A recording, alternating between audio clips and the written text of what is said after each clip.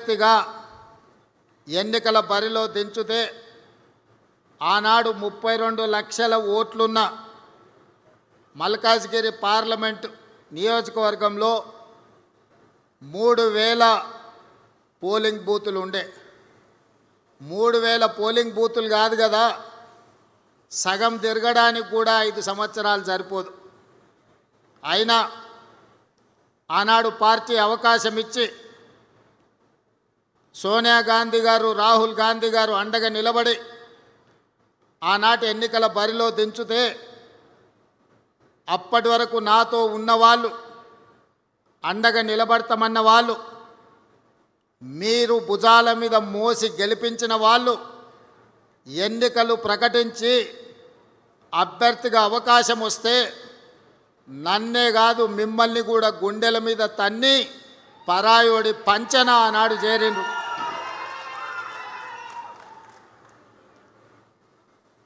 Party జెండా మోసిండ్రు కదా అని ఆ ఎన్నికల్లో మీరు గెలిపిస్తే మిమ్మల్ని నట్టేట ముంచి నన్ను ఎట్లయినా ఎన్నికల్లో ఓడించాలని ఒకరు మంత్రి పదవికి, ఇంకొకరు కార్పొరేషన్ చైర్మన్ పదవికి మీ అభిమానాన్ని తాకట్టు పెట్టి ఆనాడు మనల్ని అందరినీ మోసం చేసింది. అయినా మీరిచ్చిన ధైర్యంతో మీరు అండగా నిలబడితే 2019 పార్లమెంట్ ఎన్నికల బరిలో ఆనాడు దిగితే ఈ ఎల్బీ నగర్ శాసనసభ నియోజకవర్గం 30,000 మెజారిటీ ఓట్లను అందించడం ద్వారా ప్రశ్నించే గొంతును నిలబెట్టాలి. తెలంగాణ 4 కోట్ల ప్రజల యొక్క సమస్యల్ని గల్లీ నుంచి ఢిల్లీ వరకు వినిపించే నినాదమై ఈ ప్రాంత ప్రజల యొక్క సమస్యల్ని లేవనెత్తుతాడని మీరు అభిమానం చూపించి మీరు గుండెల్లో పెట్టుకొని మీ భుజాల మీద మోస్తే మల్కాజ్గిరి పార్లమెంట్ సభ్యుడిగా ఢిల్లీకి నేను బయలుదేరిన.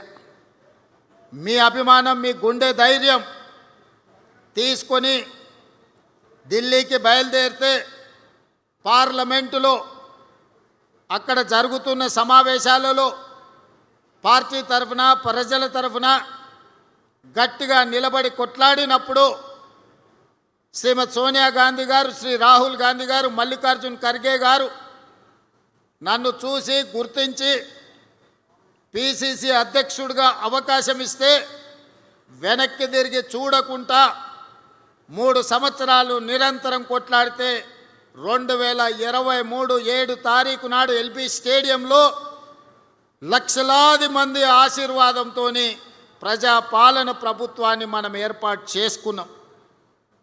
మిత్రులారా, ఈ ప్రాంతంలో అటు నల్గొండ జిల్లా కావచ్చు, మహబూబ్ నగర్ ఉమ్మడి జిల్లా కావచ్చు, రంగారెడ్డి జిల్లా సోదరులు 90% నివసిస్తారు. మీరందరూ ఆనాడు అభిమానంతో అవకాశం ఇచ్చిండ్రు కాబట్టి కుట్రలో భాగంగా పడిపోయిన నన్ను నిటారుగా నిలబెట్టి అండగా నిలబడ్డారు. కాబట్టి ఈనాడు తెలంగాణ రాష్ట్ర ముఖ్యమంత్రిగా మళ్ళీ ఎల్బీ నగర్ శాసనసభ నియోజకవర్గంలో మీ ముందు నిలబడి ఈ ప్రాంత అభివృద్ధికి 100% నేను సహకరిస్తానని ఈ వేదిక మీద నుంచి సవినయంగా విజ్ఞప్తి చేస్తున్నా.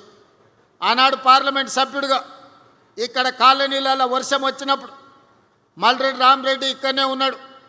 కొంతమంది మిత్రులు కార్పొరేటర్లు ఇక్కడ లేకపోయినా ఆనాడు వరదల్లో కాలనీలు మునిగినప్పుడు, కప్పెర చెరువు నీళ్లు మొత్తం ఇక్కడ కమ్మేసినప్పుడు మీరు సమస్యలు ఉన్నాయంటే అధికారుల మీద ఒత్తిడి తేవడానికి, ప్రభుత్వానికి సమస్యలు విజ్ఞప్తి చేయడానికి ఆనాడు ఈ బస్తీలన్నీ తిరిగినాం.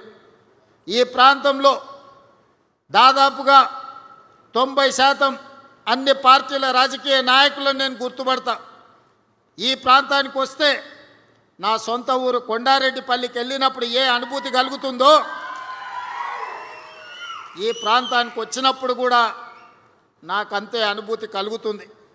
ఎందుకంటే మా ఊరిలో నన్ను ఎంతమంది మావాడు అనుకొని అభిమానంగా చూస్తారో ఈ ఎల్బీ నగర్ ప్రాంతంలో ప్రతి ఒక్కరూ పార్టీలకు అతీతంగా మావాడు రేవంత్ రెడ్డి ఈరోజు ఎదిగిండు.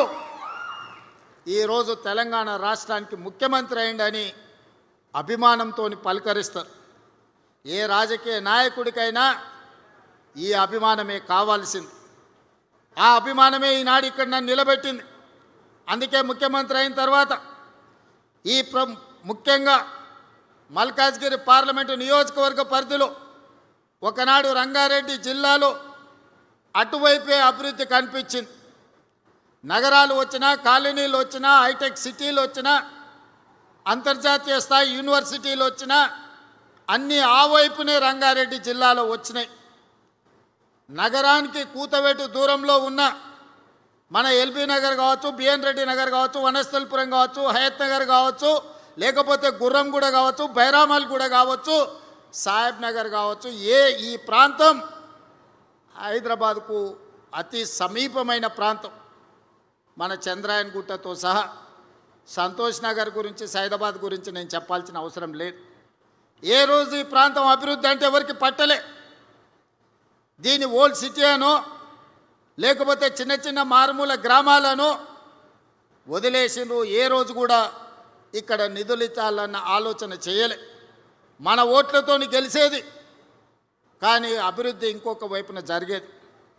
అందుకే నేను ఆలోచన చేసి రంగారెడ్డి జిల్లాలో ఈ వైపున ఏ అవసరమున్నా చెయ్యాలని కొత్తపేట ఫ్రూట్ మార్కెట్ తరలిస్తే కూడా ఆ ఫ్రూట్ మార్కెట్ వెనకాల కూడా కొత్తగా షెడ్లు వేస్తే అవినీతితో కూడుకున్న షెడ్లు ఆనాడు గాలి దుమారానికి ఆ రేకులు పోయి వందలాది మంది కాళ్ళు చేతులు తెగినాయి.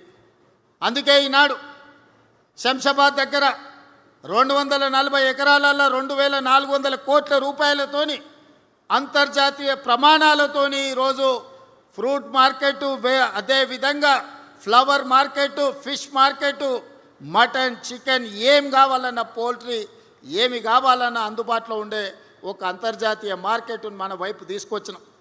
ఇవాళ ఇక్కడ కూడా ఈ స్థలాన్ని కబ్జా పెట్టుకోవాలని కొంతమంది ఇది ప్రైవేట్ భూమిగా దీన్ని చిత్రీకరించి అధికారులను కొందరిని అనుకూలంగా మార్చుకొని కొన్ని కోర్టుల్లో తీర్పులు తెచ్చుకొని ఈ ప్రాంతాన్ని లేఅవుట్లు చేసి ఎకరాలను గజాలుగా మార్చి అమ్ముకోవాలని ప్రయత్నం చేసింది.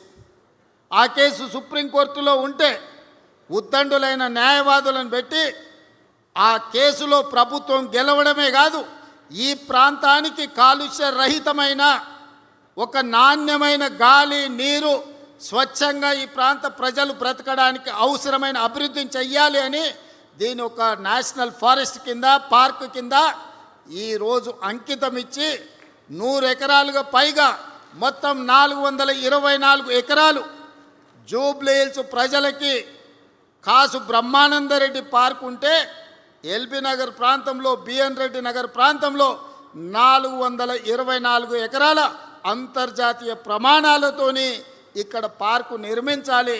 అవసరమైన నిధులు, అభివృద్ధి ప్రణాళికలు చేయడానికి నేను అధికారులకు ఆదేశాలు ఇచ్చిన. ఆదేశాలు ఇవ్వడమే కాదు, నేనే స్వయంగా వస్తా, అభివృద్ధి పనులను చేపట్టండి. అభివృద్ధి చేసే క్రమంలో ఆనాడు ఈ ఫారెస్ట్లో నుంచి కాలనీలకు వచ్చే వర్షపు నీరు, మురుగునీరు వెళ్ళడానికి ప్రణాళిక లేకపోతే వాళ్ళకు కూడా ఆదేశాలు ఇచ్చి ఏ కాలనీలో ఎంత పెద్ద వర్షం వచ్చినా ఏ చెరువు కానీ, ఏ కుంట కానీ, ఏ నాల కానీ ఎవరు ఆక్రమించొద్దు, ఏ కాలనీల నీళ్లు నిలవద్దు. కష్టపడి సంపాదించుకున్న ఆస్తి, టీవీలు కావచ్చు, ఫ్రిడ్జులు కావచ్చు, మంచాలు కావచ్చు, పిల్లలు చదువుకునే పుస్తకాలు కావచ్చు, వాళ్ళ సర్టిఫికెట్లు కావచ్చు, నీళ్ళలో తడవద్దు, ఏ పేదవాడి ఇబ్బంది రావద్దు అని ఈరోజు ఆ నీళ్లు కూడా స్వేచ్ఛగా వెళ్ళేటట్లు ఏర్పాట్లు చేయమని చెప్పిన. ఆనాడు వర్షాలలో సరూర్ నగర్ చెరువు ప్రాంతంలో బస్తీలే మునిగిపోయినాయి. జీవితకాలం కష్టపడి సంపాదించుకుందంతా నీళ్ళలో కలిసిపోయినాయి. అందుకే ఈనాడు ఆ కష్టాలు ఉండొద్దు, ఆ కష్టాలకు కారణమైన కబ్జాదారుల కోరలను పీకాలని ఈనాడు హైడ్రా సంస్థను తీసుకొచ్చినాం. దాన్ని ఒక భూతంగా చూపించే ప్రయత్నం చేస్తున్నారు. ఈడ మా అక్కలు చాలామంది మధ్యతరగతి, దిగువ తరగతి పేదవాళ్ళు ఉన్నారు. ఎవరిల్లన్నా హైడ్రా కూలగొట్టడానికి వచ్చిందా ఒకసారి ఆలోచన చేయండి. ఎవరు సొంత స్థలంలో ఎవరి ఇల్లు వాళ్ళు కట్టుకుంటే హైడ్రా ఎవరి జోలికి పోదు. ఎవరైతే చెరువులు కబ్జా పెట్టుకుంటారో, ఎవరైతే కుంటలు కబ్జా పెట్టుకుంటారో, ఎవరైతే నాలాలు కబ్జా పెట్టుకుంటారో, ఎవరైతే పార్కులను కబ్జాలు పెట్టుకుంటారో, ఈ కబ్జాలు పెట్టుకున్న వాళ్ళకు మాత్రం ఈపు సున్నం సున్నం అవుతుందని నేను చెప్తున్నా. వనస్థలిపురం ప్రాంతంలో గుడికి సంబంధించిన స్థలాలు కూడా కొంతమంది కబ్జాలు పెట్టుకోరు. హైడ్రా వచ్చి కూలగొట్టి గుడికి అప్పచెప్పింది. అంతే తప్ప ఏ గజం భూమి కూడా మేమెవరం తీసుకోం. నేనో శ్రీధర్ బాబు మా సురేఖ అక్కనో మేమెవరం తీసుకెళ్ళం. ప్రజలకు ఉపయోగపడే విధంగా పార్కులకు అభివృద్ధి చేసి, గుడులు అభివృద్ధి చేసి, నీళ్లు నిలవడానికి ఒక అవకాశం ఇస్తే, నీళ్ళు ఎక్కడైతే ఉంటాయో మనం ఆ నీళ్ళ స్థావరాలను కబ్జా పెట్టుకుంటే వెళ్ళడానికి దారి దొరక్క ఆ నీళ్లు మన ఇళ్ళను కబ్జా పెట్టుకుంటున్నాయి. మన బస్తీలకు నీళ్ళు ఎందుకు వస్తున్నాయి? చెరువులు కుంటలు మనం ఆక్రమించుకుంటే వాన వచ్చినప్పుడు ఆ నీళ్లు మన బస్తీలు ఆక్రమించుకుంటున్నాయి. కొద్దిమంది కబ్జా చేసుకుంటే వేలాది కుటుంబాలు ఈరోజు నష్టాన్ని భరించాల్సి వస్తున్నాయి, కష్టాలను ఎదుర్కోవాల్సి వస్తున్నాయి. ఈనాడు మన సమస్యకు, మన బస్తీలు నీళ్ళలో మునగడానికి, మన కాలనీలలో నీళ్లు అట్లనే ఉండడానికి కారణం కొంతమంది కబ్జా రాయిలు కబ్జా పెట్టుకోవడమే. ఆ కబ్జాలు పెట్టేటోళ్ళు ఎవరైనా సరే, ఎంత వారైనా సరే ఈ ప్రభుత్వం వదలదు అని చెప్పి ఈనాడు నేను స్పష్టంగా చెప్పదలుచుకున్నా. అదేవిధంగా ఈనాడు ఢిల్లీ నగరం చూసినాం, ముంబై చూసినాం, బెంగళూరు చూసినాం. ఢిల్లీలో దేశ ప్రధానమంత్రి నరేంద్ర మోడీ ఉంటాడు, భారతదేశ రాష్ట్రపతి అక్కడనే ఉంటారు, సుప్రీంకోర్టు చీఫ్ జస్టిస్ అక్కడనే ఉంటాడు. పెద్ద పెద్ద యూనివర్సిటీలు కోట్లాది రూపాయలు సంపాదించిన పెట్టుబడిదారులు ఢిల్లీలోనే ఉంటారు. కానీ ఆ ఢిల్లీ నగరం కాలుష్యం, గాలి విషం, నీరు విషం, అక్కడ నివసించలేని పరిస్థితి, ఇంట్లోకి వెళ్ళి బయటకు వెళ్ళలేని పరిస్థితి, పాఠశాలలు బంద్, పార్లమెంటు బంద్, రోడ్లు బంద్, పరిశ్రమలు బంద్, హోటళ్ళు బంద్. ఎందుకు వచ్చింది ఈ పరిస్థితి ఢిల్లీకి? అక్కడ పాలకులు పట్టించుకోకపోవడం, పాలకులు కాలుష్యాన్ని నియంత్రించకపోవడం వల్ల ఇవాళ ఢిల్లీ నగరానికి ఆ పరిస్థితి దాపురించింది. ప్రధానమంత్రి గారు కూడా ఏమి చేయలేని పరిస్థితి. ముంబైలో వర్షం వస్తే 24 గంటలు ఇంట్లోకి వెళ్ళలేని పరిస్థితి. బెంగళూరులో ఇంట్లో నుంచి బయటకు వస్తే ఎయిర్పోర్ట్ పోవాలంటే ఎప్పుడు పోతాడో, విమానం ఉంటుందా ఎగిరిపోతుందా తెలియని పరిస్థితి. అందుకే ఈనాడు మన నగరానికి ఆ పరిస్థితి రావద్దు. ఈనాడు మన నగరాన్ని గొప్ప నగరంగా, విశ్వ నగరంగా తీర్చిదిద్దుకోవాలి, అంతర్జాతీయ ప్రమాణాలతో అభివృద్ధి చేసుకోవాలనే ఒక గొప్ప లక్ష్యంతో ఈనాడు మూసీ నది పునరుజ్జీవన కార్యక్రమాన్ని పెట్టుకున్నాం. మూసీని ప్రక్షాళన చేస్తామంటే ఈనాడు మనకు అడ్డం పడుతున్నారు.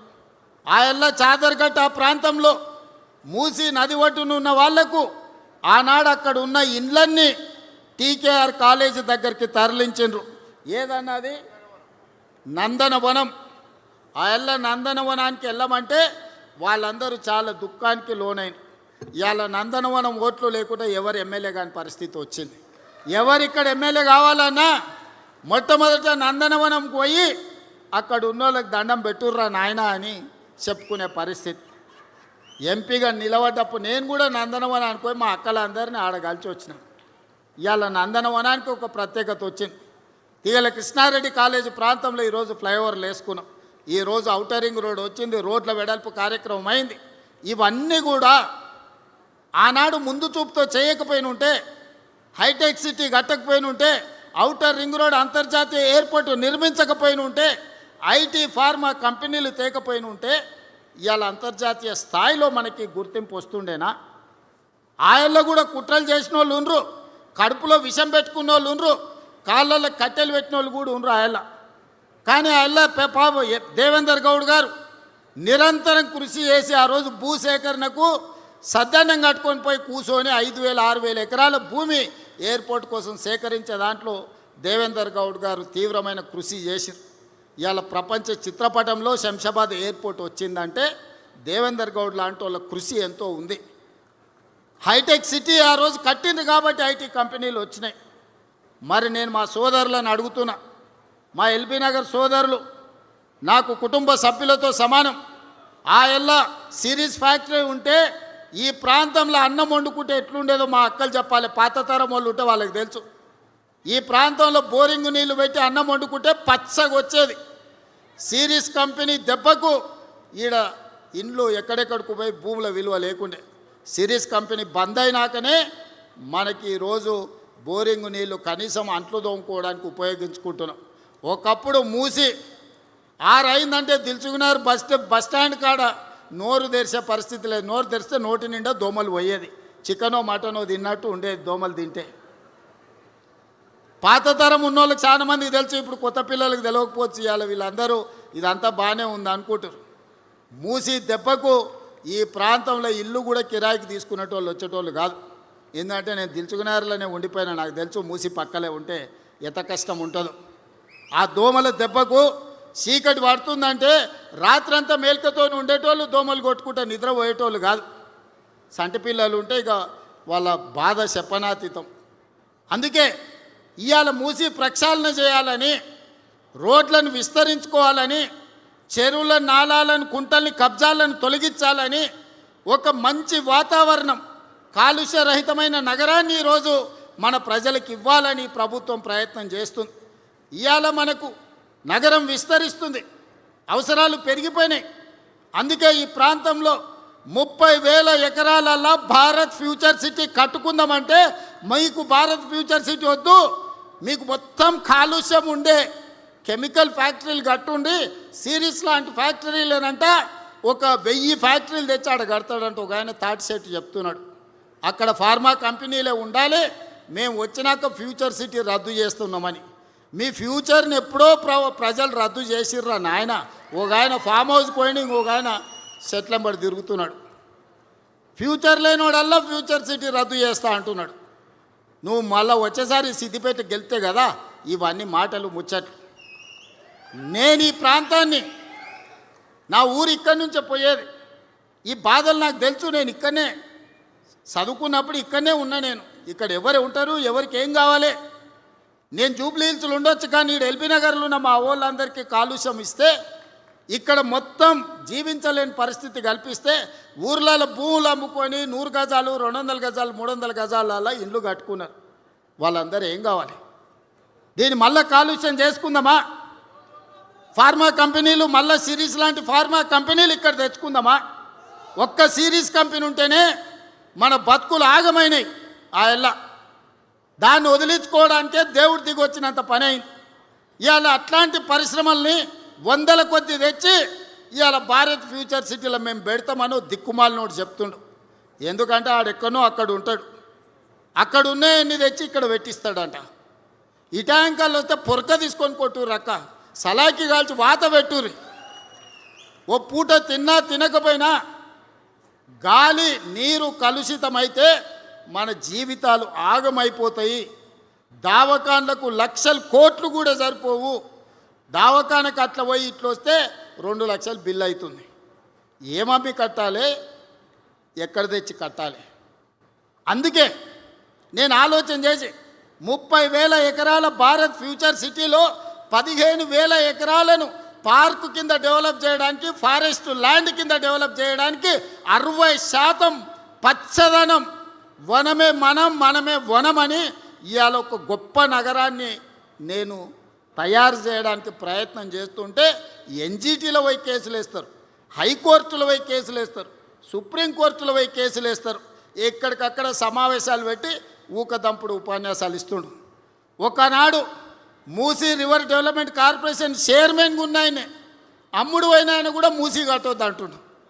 మరి నువ్వు అమ్ముడు పోయినాడు ఆ మూసీ డెవలప్మెంట్ కార్పొరేషన్ చైర్మన్ పదవి ఎందుకు తీసుకున్నావా? ఎవరిని ముంచడానికి తీసుకున్నావు?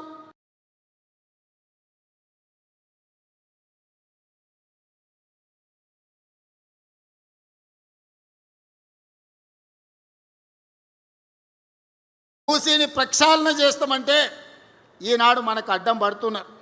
ఆయల్లా చాదర్ఘట్ ఆ ప్రాంతంలో మూసీ నది ఒడ్డునున్న వాళ్లకు ఆనాడు అక్కడ ఉన్న ఇండ్లన్నీ టీకేఆర్ కాలేజ్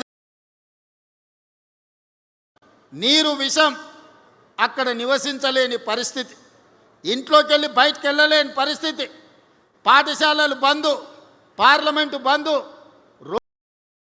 ఎవరు నిలగబెట్టడానికి తీసుకున్నావు?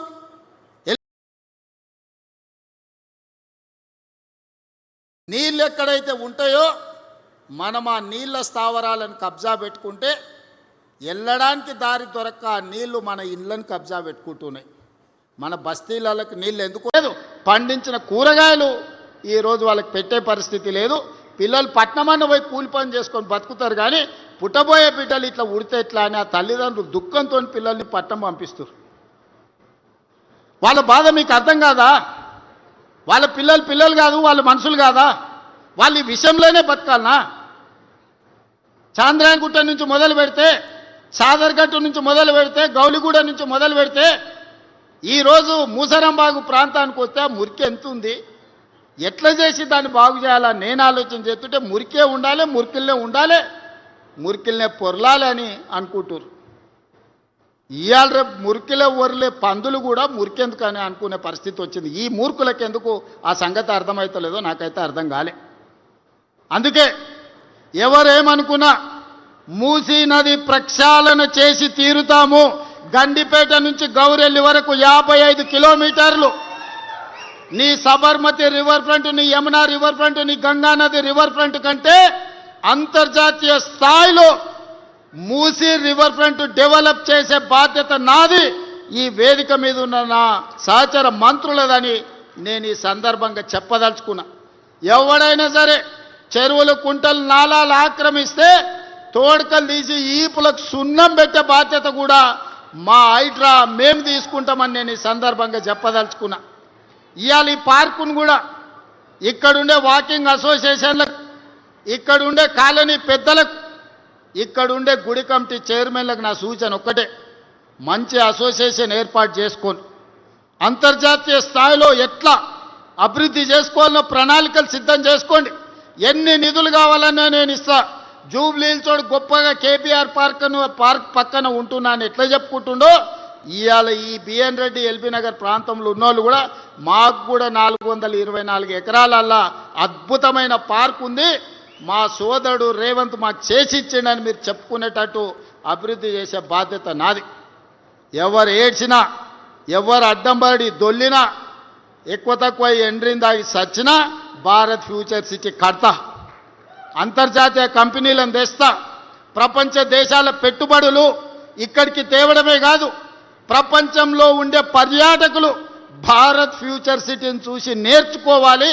ఈనాడు మనం సింగపూర్, టోక్యో, హాంకాంగ్ చూసి, న్యూయార్క్ను చూసి గొప్ప నగరం అని ఎట్లా అనుకుంటున్నామో, భవిష్యత్ తరాలు భారత్ ఫ్యూచర్ సిటీని కూడా చూసి అంత గొప్పగా చర్చించుకునేటట్టు ఆ నగరాన్ని తీర్చిదిద్దే బాధ్యత మీ సోదరుడిగా నేను తీసుకుంటా. ఈ ప్రాంత రుణం తీర్చుకునే అవకాశం వచ్చింది. ఇక్కడ ఏమేమి కావాలనో ప్రణాళికలు సిద్ధం చేసుకోండి. అనుమతులు ఇచ్చుడే కాదు, నిధులు ఇచ్చే బాధ్యత నాది. ఆనాడు ఎంపీగా ఆశించిన అభివృద్ధి నేను చేయలేకపోయినా, ఈనాడు తెలంగాణ రాష్ట్ర ముఖ్యమంత్రిగా ఉన్నా. అందుకే ఏది కావాలన్నా చేసే మీ సోదరుడు ఈరోజు అతిపెద్ద కుర్చీలో ఉన్నాడు. పనులు చేయించుకోవాల్సిందిగా కోరుకుంటూ మా మిత్రులందరూ కష్టపడ్డోళ్ళు ఇక్కడ ఉన్నారు, వాళ్ళకు మరొక్కసారి ధన్యవాదాలు తెలియజేస్తూ ప్రణాళికలు సిద్ధం చేసుకోండి. అభివృద్ధికి అనుమతులకు నేను సిద్ధంగా ఉన్నానని మీ అందరికీ తెలియజేస్తూ